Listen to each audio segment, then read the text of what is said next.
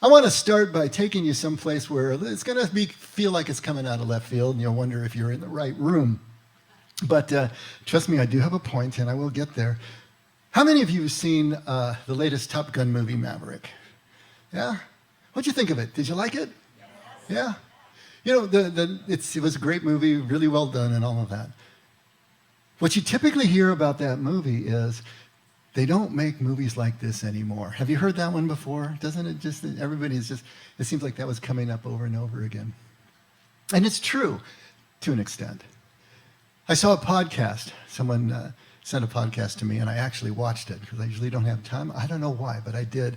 And it was talking about this phenomenon of movies and how they progressed from the golden age of Hollywood into the 60s and 70s and on through the 2000s, and where they're going now, and why Maverick was such a throwback. And they were basically talking about it in terms of modern, postmodern, and metamodern. How many of you heard of metamodern? Okay, yeah, of course you have. Our cultural literacy expert over here has heard of it, of course. Now, what does that mean, and why is it significant, and why am I talking about it? Well, I guess we need to start. If we're going to understand what these three terms mean and how they apply, we got to start with modern. What the heck is modern? And I will tell you what, if you look these things up, sometimes it's hard to get a definite definition. You know, the thoughts are all over the place, and it's really kind of squishy. But the modern period is generally talked about as extending from 1500, the year 1500, to about 1945 in the West. So it was then that Western Europe woke up to what we now call the modern period. And why around that time? Well, a lot of things happened in quick succession. First of all, Constantinople fell to the Ottoman Turks in 1543. Why do we care about Constantinople? Well, it was the seat of the Byzantine Empire for about 1,000 years. And while Europe was still kind of wallowing in a feudal sort of system and local monarchs, the Byzantine Empire was the height of man's learning and the seat of all of that knowledge. So when Constantinople fell, a lot of people fled into Europe to escape the onslaught of the Turks. All of that knowledge and all of those books came with them right at the time that Gutenberg invented the printing press in 1450. And so now we had a way to disseminate all this information. Also, it's about the same time the Reconquista took place, where all of the kingdoms of Europe combined to force and drive out the Moors from southern Spain and the Iberian Peninsula. At about the same time that Columbus, that was 1492, we all know that year, that's when Columbus discovered the Americas and ushered in the Age of Discovery. And then just a few years later, we had the beginning of the Protestant Reformation in 1517, with Luther nailing his 95 Theses to the castle door church. All of these things combined to change the basic worldview of the people of Western Europe, to change the way that they saw themselves, the way that they made meaning in their lives. And so they moved from a less biblical and religious-based system, a less monarchical-based system, and a less feudal-based system and worldview, and moved into a worldview that used reason and rationality, science, capitalism, humanism, and also the promise of human progress, as well as individuality and individual and human rights as the basis for a whole new way of understanding how they fit into the world and how they fit in terms of how they govern themselves. And the ethics that came out of the humanities was also a huge part of the modern viewpoint, the modern worldview. So Hollywood, in the golden age of Hollywood, that would be what, from the 30s through the 50s, basically, they were giving us movies that were modern, in the sense that they revered all these institutions that we had built in the modern period. Our system of government, our schools, this and that. They conformed very well to that modern viewpoint. And then came the 60s. And everything started to change. Some of you remember how much they started to change. The Kennedy assassination, the British invasion, and music. All these different types of musical expressions and artistic expressions. We had modernism in the arts, which was deconstructing the forms that we had before all of this. And so we have this postmodern, as it was called, after World War II. Postmodern viewpoint, where now there are no clear heroes, no good and evil. There was a gray area. What happened to make that change? Well, the first half of the 20th century happened. We're motoring along and we're feeling pretty good about human progress, but 2 world wars later, and the atrocities that happened there, the rise of fascism over so much of the Western world and the Eastern world, Far Eastern world as well, and the nuclear onslaught, all of this combined to destroy our faith in the institutions that we had built, to disillusion us. And so Hollywood is reflecting that. As we get into the 60s, everything is being deconstructed. Everything that was modern is looked at with suspicion and with cynicism. And we have this change to this postmodern era. But the problem is that you can't live your life as a negative. You can't just talk about what you're against. Eventually, you got to be for something. And so from the 60s through the turn of the 21st century, we have this postmodern expression in our movies and most of our culture. But something started to change in the 2000s. We started to see movies that are now, just more recently, being called metamodern. What does meta mean? Well, it's a Greek word that basically means beyond or in next succession to or to transcend. It can mean after. It can mean a whole load of things, and we use it for a whole load of things. But the idea of metamodern is that it is now not just postmodern against modernism. It is now transcending and moving beyond modernism. Now, what we're seeing in the movies then, and you can maybe think of some of these, are movies that are looking to find meaning again. But they're doing it in a way that also gives a nod to both modernism and postmodernism. So these movies kind of oscillate back and forth between both genres in a very self-referential way. It's kind of like tongue-in-cheek, wink, wink, see what we're doing here. But we're also looking for meaning that is now interior, because we still don't have the faith in our institutions anymore to bring us the meaning that we believed in the modern period. Where do we find meaning again? It's got to be interior. It's got to be maybe in our relationships. We don't know. Now, the offset of this, or the manifestation of this, are movies that seem to not make a whole lot of sense, right? They're jumping all over the place. There's one, Everywhere, Everything, Anywhere, whatever, that movie is one of them, where everything is juxtaposed, timelines are off, and it's hard to make sense of it. But that's exactly the point, because look at our world right now. It doesn't seem to make any sense. All things are jumbled together and everything is back to front. We're trying to find meaning in a world, and our art is mirroring that. Our movies are mirroring that, trying to find, where is the meaning here? If it's not there, where is it? Is it here? And so this is that idea of a return to meaning, because postmodernism was telling us there is no meaning. Metamodern is saying, yes, there is, but not in the way that we thought of it before. In some way that transcends, maybe in spite of the world in which we live, we're still going to find this meaning. And so for many of us, here comes Maverick, kind of a relief, you know? Unapologetic return back to modernism, back to a simpler and more straightforward set of values. Good guys, bad guys, cheer, rah-rah, all that sort of thing. And so, how do we proceed from here? Where do we go from here? Not just in the movies, but in our lives, because this is the world in which we live. It's being reflected in our art forms, but this is the world in which we live. It's confusing. Now, if we're spiritually aware, we realize that our faith is not to be put in our institutions. That's not our salvation. That's not where we can actually rely. But we also need to see our country for what it is. We must live with the institutions that we have. As long as we're breathing here, as long as we're living in groups and in counties and cities and countries, we're going to need those institutions. But we want to occupy what we've been talking about in here as liminal space. Liminal, the Latin word for threshold. To be able to stand in that threshold in that doorway between two worlds, to see our country as it is, to see our institutions as they are, be able to critique them, to criticize them, to work for change when necessary, but at the same time able to celebrate them for what they have given to us and what they continue to give to us, and the necessary function that they perform in our lives, both corporately and individually.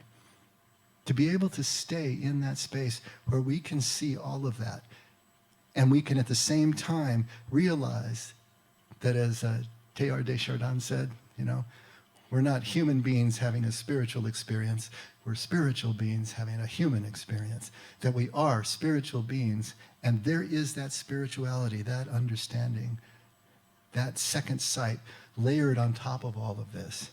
And that is what the liminal space allows us to do, to be able to take all of that in and then make our choices accordingly, be able to move accordingly. Critique where we need to critique, celebrate where we can celebrate. And so here we are approaching July 4th, 2 days away. July 4th is about celebrating our country, all right? This is the 247th anniversary of what exactly? What exactly are we celebrating on July 4th? Do y'all know what it is? Is it the birth of the United States? Is that what we're celebrating? The signing of the Declaration of Independence? The start of the revolution? What is it that we are actually celebrating? See, we like to imagine that there are neat, tidy beginnings to things, and we can point back to this demarcation point, but the truth is much messier than all of that. And just a quick rundown, the Revolutionary War, actually started an entire year before. On April 12th, 1776, this would be April 19th, 1775. I'm getting my dates mixed up here. The battle at Lexington and Concord in Massachusetts was actually the first shots fired of the Revolutionary War. And at that time, in 1775, in April, there were few people in the colonies that wanted to separate from Britain. That wasn't the idea. They wanted the rights that they were being denied by the king, but they didn't want to separate from Britain. You'd have to have a hole in your head to want a revolution and all that that's going to bring. A revolution brings chaos. Everything gets way worse before it can ever get better. They didn't want to separate from Britain. But the war itself made the separation inevitable. There was no way to get around it. Now, in April 12, 1776, North Carolina was the first state to authorize independence. So it's almost an entire year, actually full year after the war begins, that North Carolina is the first state to authorize independence. 2 months later, in June 11th, Congress authorized a committee to draft a statement of independence. And the three that were on that committee, Thomas Jefferson, John Adams, and Benjamin Franklin, they were the three who were authorized to come up with this draft. And on July 1st, 1776, that draft of Jefferson was endorsed by 9 states. A day later, on July 2nd, it was endorsed by 12 more, but New York abstained, so there was only 12, not the 13. But then on July 4th, the Jefferson draft was adopted. Now, if you take a look at the image in your handouts, you're going to see just a little image of that draft, and you can see how messy it is. The truth is messy, right? Lots of cross-outs and he wasn't writing like Mozart, who was just getting dictation from God. Everything is messy here, but that's what he was doing. He was writing this draft. This is the actual draft that was adopted on July 4th. And then on July 5th, the day later, New York finally endorsed it as well. So we got all 13 of the colonies. On the 19th of July, the draft was engrossed. That means they got Timothy Matlock, who was an actual calligrapher. He was the one who wrote the document that we now have in the National Archives and created the final document out of the draft. And on August 2nd, that engrossed copy was signed by everyone who was present in the Continental Congress. But that wasn't everybody, and the last signature wasn't put on until following year, 1777. So there was a evolutionary process here. There was a whole moving target of events that took place in order to get us to the place where we were actually fighting as a single entity for independence. Now back to our faith history. You know, the truth is messier than we imagine. Jesus is often viewed as a revolutionary, but I think that's putting him in the wrong light. Now, I view him as a revolutionary, but a micro-revolutionary, working with individuals rather than with groups. So when did the Christian revolution begin? Okay, we have all these choices. Once again, is it Jesus' birth? Is it his baptism? Is it the start of his ministry? Is it Calvary, the crucifixion? Is it his resurrection? Was it Pentecost? When was the beginning of the Christian revolution? Now, like Americans, these colonists at the time, Jesus wasn't pursuing separation from Judaism any more than Luther was pursuing separation from Catholicism in the 16th century. They wanted to reform their religions. They wanted to reform their institutions from the inside out. Jesus, Judaism, Luther, Catholicism. They weren't looking to separate, but it was, just like with the American Revolution, the British, the Jewish, and the Catholic leaders who made separation inevitable. They made coexistence impossible. The leaders wouldn't allow the reforms to take place. They wouldn't give the liberties that were required by the people in their care. So, most Christian scholars would tell you that the church was birthed at Pentecost. And this was the moment when the followers of Jesus, and this could have been a moving moment, we like to think of it nice and neat and tidy, as one time in the upper room when they received the full impact of the resurrection and what that infilling of the Spirit meant. But I'm sure different people arrived there at different times, and there was a point at which there was enough of these leaders, these apostles, who had this understanding that the movement began in earnest. Pentecost. But again, the truth is so messy. There really was no church the way we understand church. There was this underground movement for really about 200 to 250 years that was growing in impact. But you can't say that it was a church the way we understand church in those first few centuries after the crucifixion. It was slowly changing Roman culture, slowly changing Roman religion, but a revolution, that wasn't the intent. It wasn't Jesus' intent. And when we look back, we see it really wasn't the intent of those faithful followers either. The original intent of Jesus, the original intent of the first followers, was to change individuals from the inside out, not to try to change society from the top down. In fact, when that actually did occur, when the Christian church became allied with Roman power in the 4th century, that was the moment when the faithful began to flee their towns and villages within the Roman Empire. The desert fathers and mothers fled to the deserts of Judea and Egypt to try to rediscover what this was all about. Because as they looked at their church and what it had become and what was going on, it had become unrecognizable to them. Thomas Merton says that they considered it a shipwreck. Their culture and their church was a shipwreck, and they were just flopping around in the debris in the water with everyone else. And it wasn't until they got to dry land and got a foothold that they could reach back and pull someone else to safety. And so that's what they did. They left when the church became a cultural force allied with the Roman military and Roman power, because then it made no sense to them anymore. But at the same time, parallels do exist between the macro and the micro.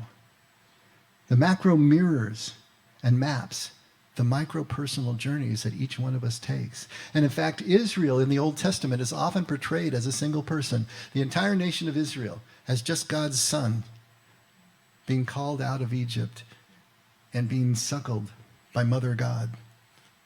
And so we see that use of a group of people paralleling and being used as a metaphor for each one of our own journeys. So Israel's journey could be understood as a single journey, as God's child. If we want to fight this interior revolution within our own spirit and find our way to spiritual liberty. What can we learn from our national revolution, the one that we're going to be celebrating in 2 days? If you pull out your inserts, you can follow along, but I want to read just a couple of paragraphs from the Declaration of Independence, because I think it's there in Jefferson's words that we can find so much of value that is going to parallel the spiritual journeys that we're taking. He's talking about the nation, this nascent United States, but it can apply to us as well. So in Congress, July 4th, 1776, the unanimous declaration of the 13 United States of America, which we know now didn't take place until the next day, when it was actually unanimous. But when in the course of human events, it becomes necessary for one people to dissolve the political bands which have connected them with another, and to assume among the powers of the earth the separate and equal station to which the laws of nature and of nature's God entitle them. A decent respect to the opinions of mankind requires that they should declare the causes which impel them to the separation.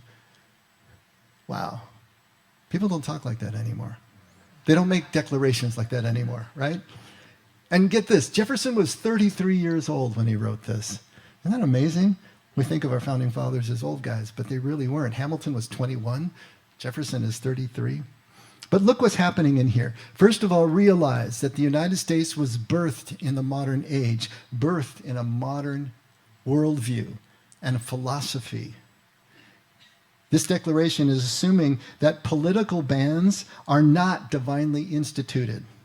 They are not divinely destined. They are not indisputable. This divine right of kings that ordered the medieval world of Europe is out the window at this point.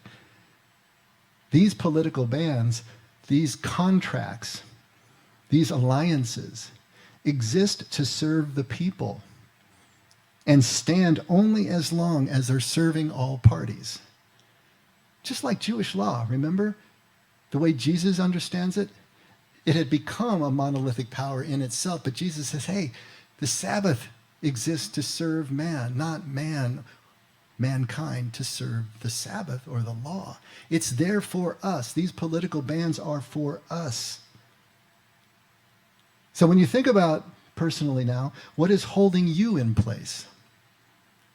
Relationships, jobs, living arrangements, group affiliations, are all of those bands, those personal bands, serving all parties? Or are they just familiar?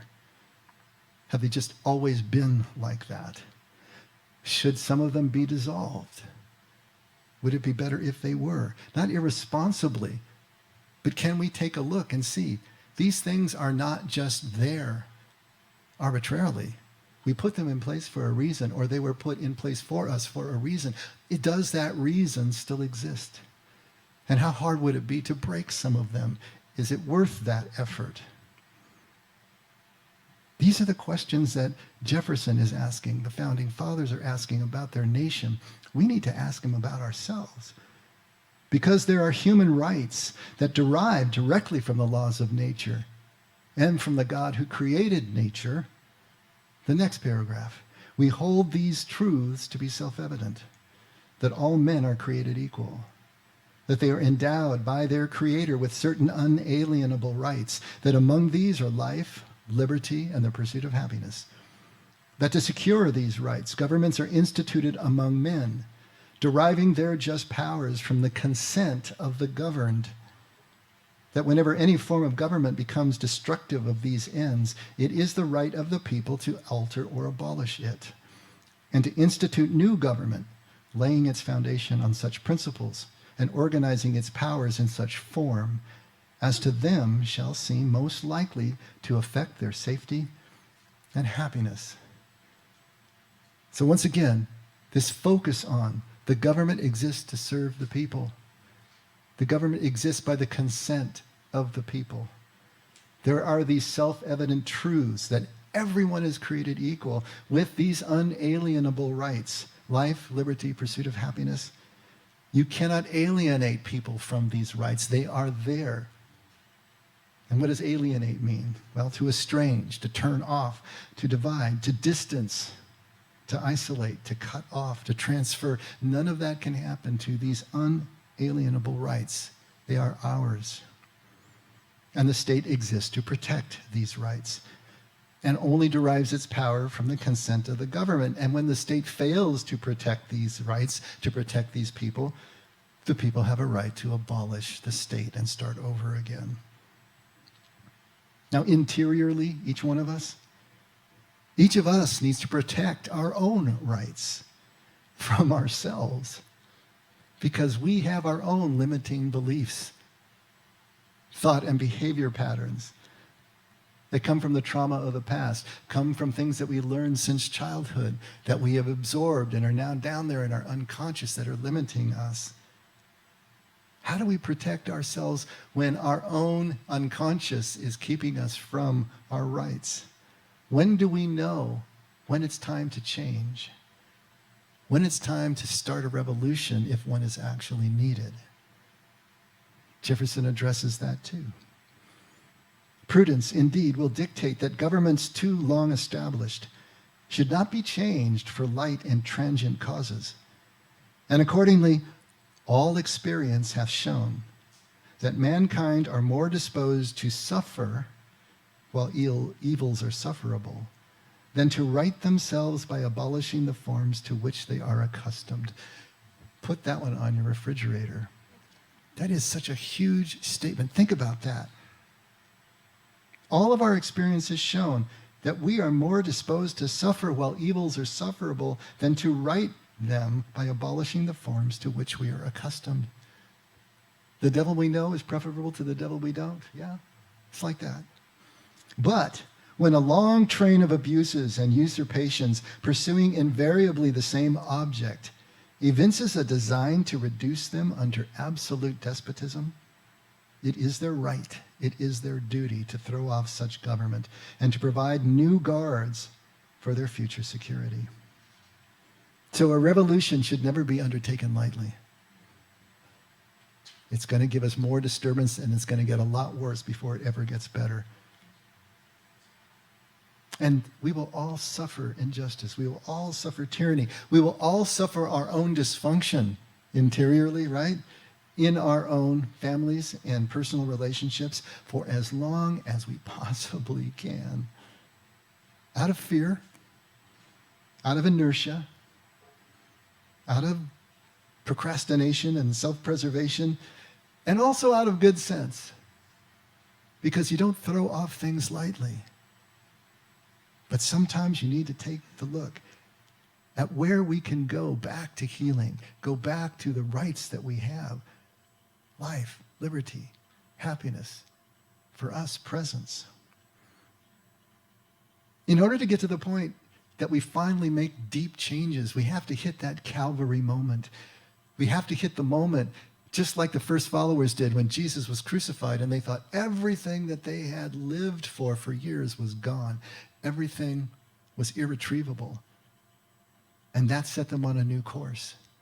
Each one of us has to get to the same place where we realize that everything that we believed in these structures and these institutions and these even friendships and families, whatever, if they can't be moved and they have become more toxic than the good that they give us, is it time to make a change? How do we know that when we're back down to ground level again, when everything has been stripped away, when it seems that everything is lost? That's the moment that a revolution can look less frightening than the alternative. Less frightening, less painful than the status quo.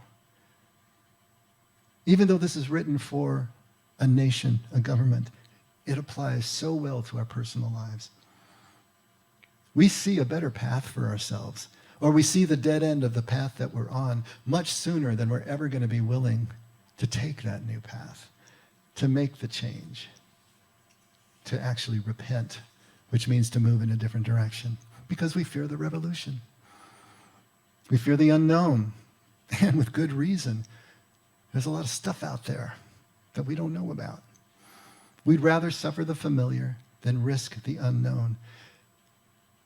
it can kind of work into a sort of spiritual codependency if we're not careful, right? Where we continue to enable and preserve the status quo at all costs, however dysfunctional it may have become, for fear of losing what we have, right? Sometimes we tell ourselves, this is as good as it gets. Well, we don't deserve any more than this. We won't survive the transformation. We won't survive the revolution. And so we tell ourselves these things to keep ourselves in place, to keep our defensive walls up. Think of the Hebrews who left with Moses in the Exodus, right? Few weeks, months out in the wilderness, and they're crying over the leeks in their onions that they used to have, in Egypt.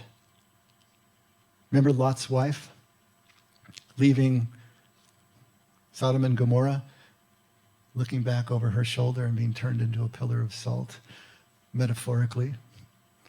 Because why? Because she wasn't willing to move forward. She was still looking back over her shoulder. What does Jesus tell us? He says, anyone who puts their hand to the plow and then looks back is not fit for the kingdom of heaven. Sounds kind of harsh. But the point is, it's a mindset. It's a worldview. If we aren't really sold on where we're going, on really letting go of the old and limiting ideas so that we can move forward, how are we going to get there? When Jesus says you're not fit for the kingdom, doesn't mean that he loves us any less. He's just simply saying you can't go where I'm going, which requires a complete relinquishment of everything that you're still hanging on to. That's the truth of it. What convinced the colonists to revolt against a global superpower? We don't think of England at that time as a global superpower, but that's exactly what they were. You know the saying, the sun never sets on the English empire? It didn't. It was a worldwide global empire that they finally built. What convinced them to think that they could actually win against this superpower? Well, maybe they weren't convinced they could win. But generations of abuse that was unchanging no matter what they did or tried to legislate, that they had tried everything within the status quo to secure the rights that they needed and wanted as a people, and they realized that the more they tried, there was only a hardening of the resistance against them. That's what finally convinced them we have to go this route. What will convince us to revolt against our own spiritual codependence, against our tendency to stay in place, even though we know that it's time to move? What will convince us to engage a path that we know at the outset is going to be harder than just staying put, at least at first? Well, Jesus gives us a promise of new life. There's that. The freedom from fear. But what is it in us that is going to clear the decks for that promise to ring loudly enough for us to take those first few steps?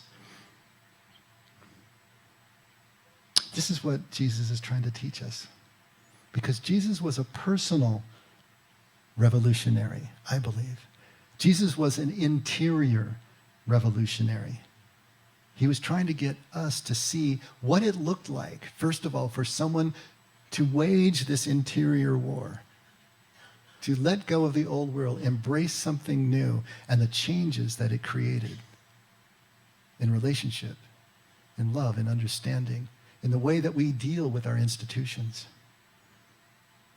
And he's trying to get us on the same path. He risked everything to pursue his unalienable rights. And what rights were those?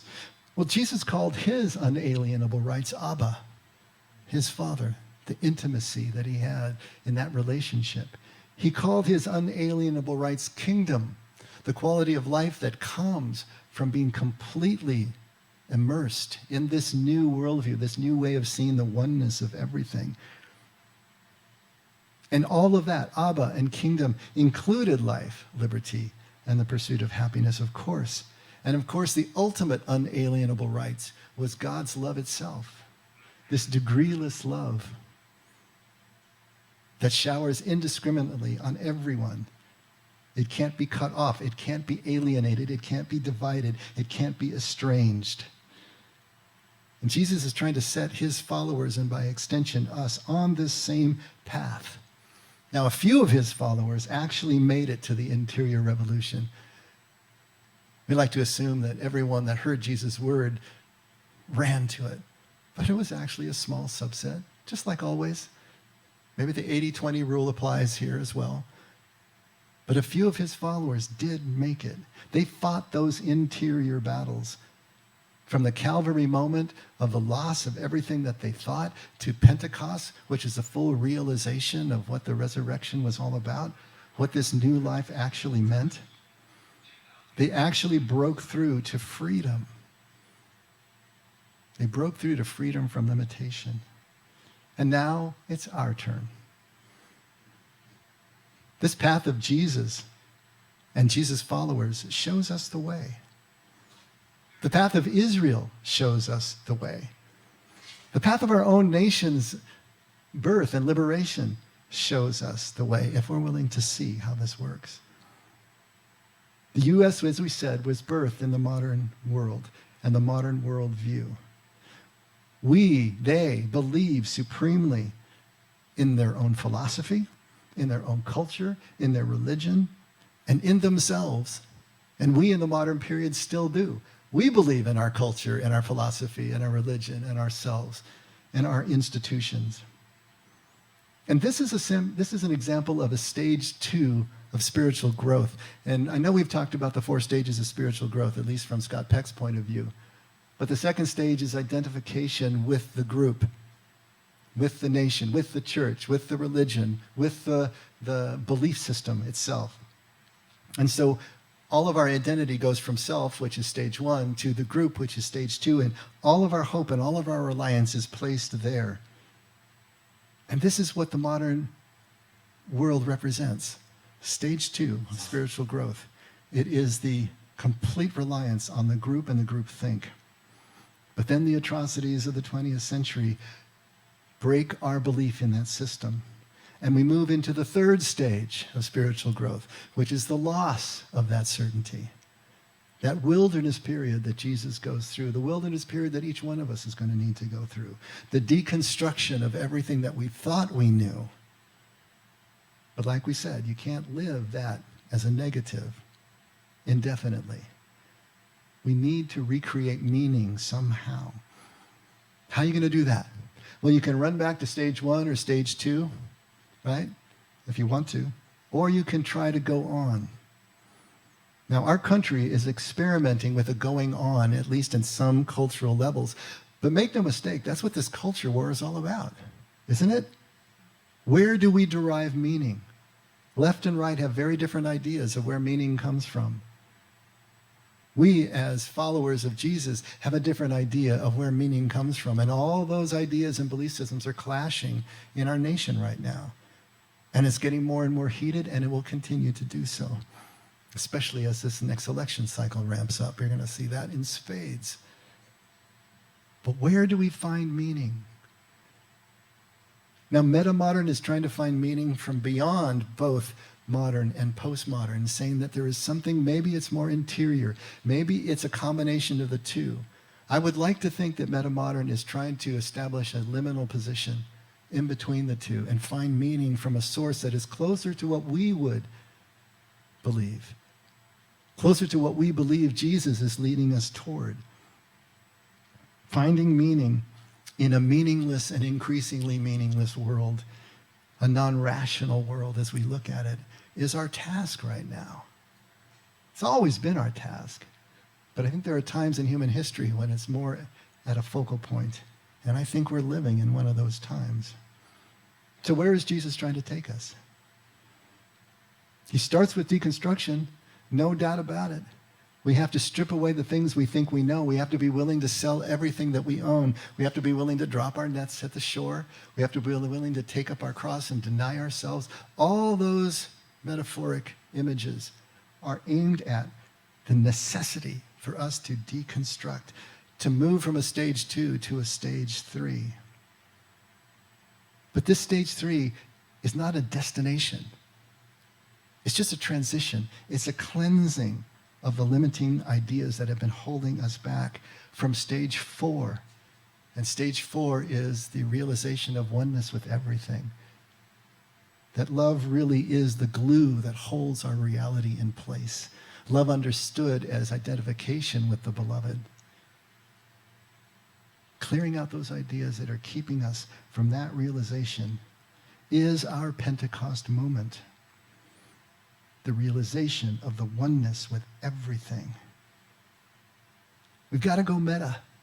Understood as transcending. Understood as going beyond. Our old ideas, our old beliefs, even as we incorporate them as needed. Being a human being is an interesting balance and kind of a paradox.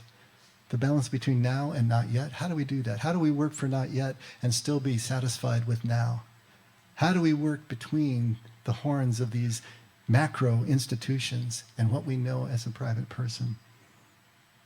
This is what it's all about. We still need our institutions, but we're not going to identify with them anymore.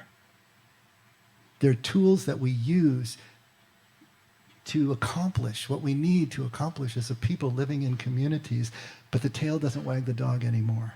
They are not who we are. And though it's going to feel great from time to time to fall back into them, fall back into those old beliefs, like Maverick, watching Maverick, we can't continue to look back on our old limitations with yearning and with longing, or we won't be able to move forward to the ultimate oneness that is our true meaning. That takes the ongoing interior revolution of spirit, the ongoing boldness that it takes as a way of living life. I wanted to end just by reading the closing paragraph of the Declaration of Independence. See how this strikes you.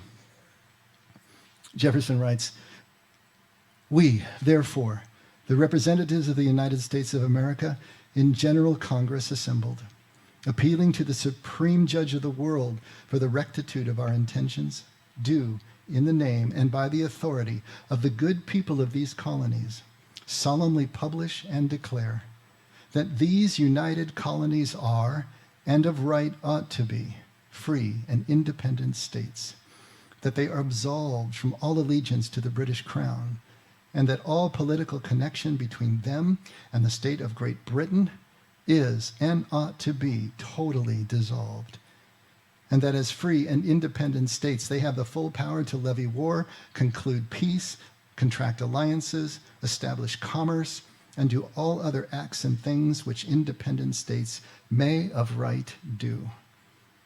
And for the support of this declaration, with a firm reliance on the protection of divine providence, we mutually pledge to each other our lives, our fortune, and our sacred honor."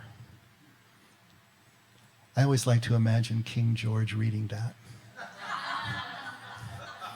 What color his face turned. Because that's as bold as it gets. Yeah? I mean, you read these words. What chutzpah from a 33-year-old, huh? From little colonies facing down a global superpower. As clear and as unequivocal as it could possibly be. This is what going all in looks like, in case you were wondering, right? Leaving nothing on the table.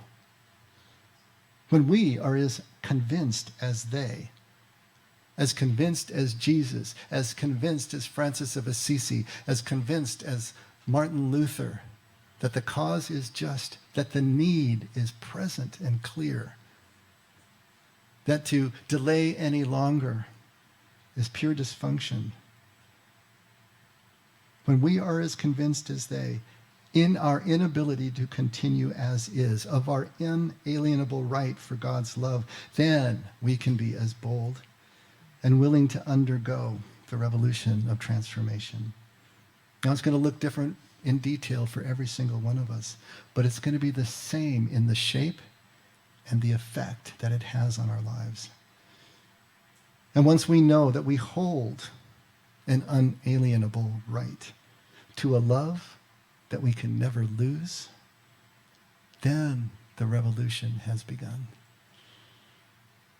The truth is messier than we know, messier than we want to imagine, but it's still truth.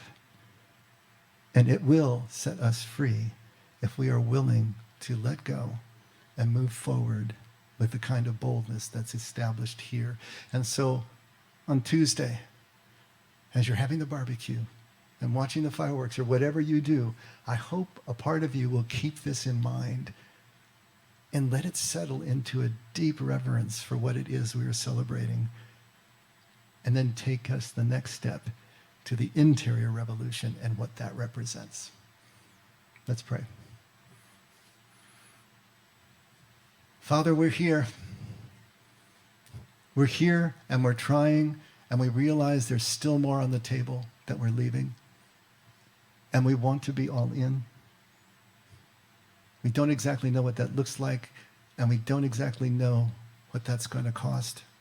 But prepare us more and more as we go forward day by day for the moment when we really can completely open ourselves to you, to be fearlessly vulnerable in your presence so that we can experience and realize exactly what it is that you have for us in your love. Thank you, Father, for everything that you've given us, your constancy, your love. Never let us forget we can only love because you loved us first. In Jesus' name, amen. Let's all stand.